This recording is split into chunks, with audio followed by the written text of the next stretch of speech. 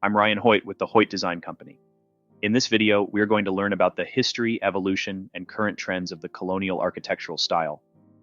Colonial architecture is a broad term that encompasses various architectural styles brought to new territories by European settlers during the period of colonization, primarily between the 16th and 19th centuries. The style reflects the traditions, materials, and construction methods of the colonizing nations, adapted to the climate, resources, and culture of the colonies.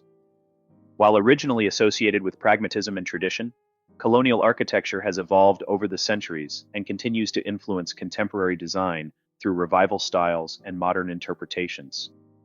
This video traces the history and origins of colonial architecture, describes its evolution across different periods, and explores current trends that adapt colonial principles to meet the needs of modern life.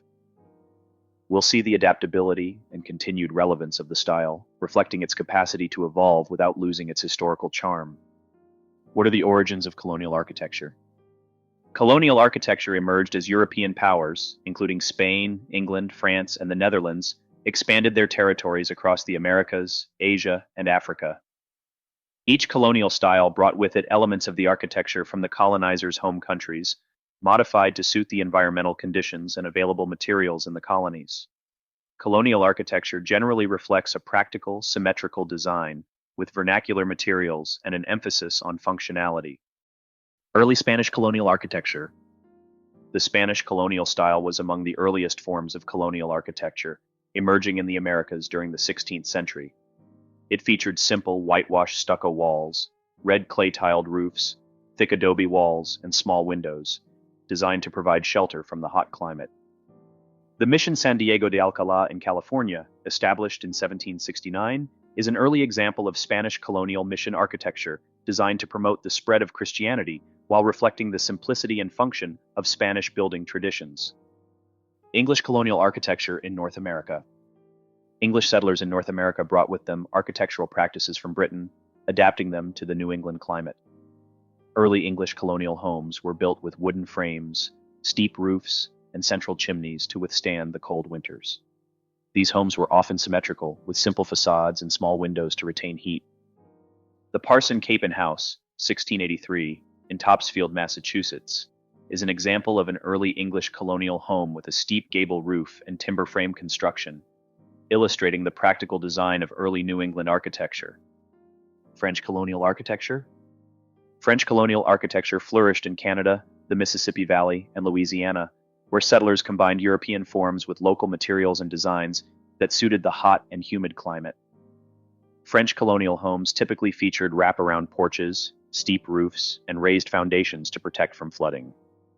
Example, the Ursuline Convent, 1745 in New Orleans, is an example of French colonial architecture with high ceilings, dormer windows, and wooden shutters designed to accommodate the region's climate. Evolution of colonial architecture in the 18th and 19th centuries. During the 18th and 19th centuries, colonial architecture evolved as settlements grew and wealth increased. Different regions began to develop distinctive variations of colonial architecture, often blending local elements with the styles of the colonizing powers. Georgian colonial architecture.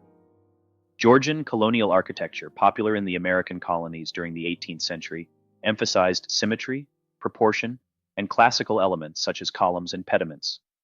Influenced by the Georgian architecture of Britain, these homes featured brick facades, central hallways, and gabled roofs. Drayton Hall, 1738, in Charleston, South Carolina, is a Georgian colonial mansion with a symmetrical design, large windows, and classical detailing, reflecting the influence of British architecture in the American South. Dutch colonial architecture.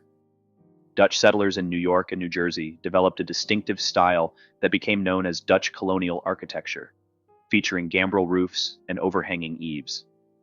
These homes often had fieldstone or brick facades and wide, open spaces, reflecting the Dutch emphasis on practicality and openness. The Schuyler House, 1761 in Albany, New York, is a fine example of Dutch colonial architecture, with its gambrel roof and spacious interior. Colonial revival and neoclassical influence. As colonies grew more prosperous in the 19th century, colonial architecture became more elaborate, incorporating elements of neoclassicism. In the United States, the colonial revival movement emerged in the late 19th century. reflecting a renewed interest in the architecture of the nation's founding period. The revival emphasized classical elements such as columns and porticos, often used in public buildings and homes to convey a sense of stability and tradition.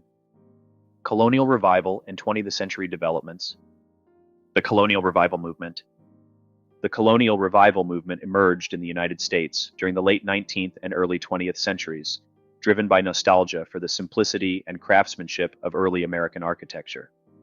This movement coincided with a growing sense of national identity, and the revival style became especially popular for residential architecture. Colonial Revival homes typically featured symmetrical facades and central doorways, double-hung sash windows with shutters, brick exteriors or wooden clapboards, classical elements such as columns and pilasters. The Westover Plantation, 1730 in Virginia, was restored during the Colonial Revival movement to reflect the grandeur of Georgian colonial architecture, demonstrating how historic homes were celebrated and preserved. Post-war suburban colonial homes. After World War II, the Colonial Revival style became the dominant form of suburban housing in the United States. Cape Cod and colonial-style homes were mass-produced in suburban developments across the country, offering affordable housing to returning soldiers and their families. These homes were smaller and simpler than their earlier counterparts, but retained the symmetry and practicality of colonial architecture. The homes in Levittown, New York, built during the late 1940s, reflect the influence of Colonial Revival design, with their symmetrical facades, shutters, and compact layouts. Current trends in colonial architecture. In the 21st century, colonial architecture continues to inspire both new construction and restoration projects. Homeowners and architects are drawn to the timeless charm and historical significance of the style, while also adapting it to meet modern needs. Several key trends have emerged in the contemporary use of colonial architecture. Modern colonial homes with contemporary interiors. Many architects today create modern colonial homes that blend traditional exterior elements with open concept interiors and modern amenities. These homes maintain the symmetry and simplicity of colonial architecture, while offering more flexible, light-filled spaces inside. Restoring and preserving historic colonial homes. The restoration of historic colonial homes has become increasingly popular, with many homeowners seeking to preserve the original craftsmanship and materials while making the buildings more energy efficient. Restorations often involve updating kitchens and bathrooms and adding modern systems, such as insulation, solar panels, and climate control. Colonial influence in commercial and public architecture. The influence of colonial architecture can also be seen in public buildings, hotels, and resorts. Architects use elements such as columns, brick facades, and arched windows to create spaces that convey elegance and tradition. In conclusion, colonial architecture reflects a long history of adaptation and evolution, from the early homes of European settlers to the revival styles of the 19th and 20th centuries. Whether in Spanish missions, Georgian mansions, or Cape Cod homes, colonial architecture has demonstrated a remarkable ability to evolve with changing tastes and needs. Today, colonial architecture remains a popular and influential style, inspiring both new construction and restoration projects. Modern architects continue to explore ways to blend traditional colonial elements with contemporary design principles, ensuring that the style remains relevant for future generations. Through its timeless charm, practicality, and historical significance, colonial architecture continues to shape the built environment, offering a bridge between the past and the present. I'm Ryan Hoyt with the Hoyt Design Company. We are custom home designers located in Victoria, BC, Canada. Our team is extremely diverse in our style, and we enjoy learning about and exploring architecture in many styles. We hope you enjoyed this exploration of the post and beam architectural style. Visit our channel as we explore many other architectural styles in subsequent videos. If you are looking for a designer for your next project, please reach out to our team. Visit us on the web at hoyt.co.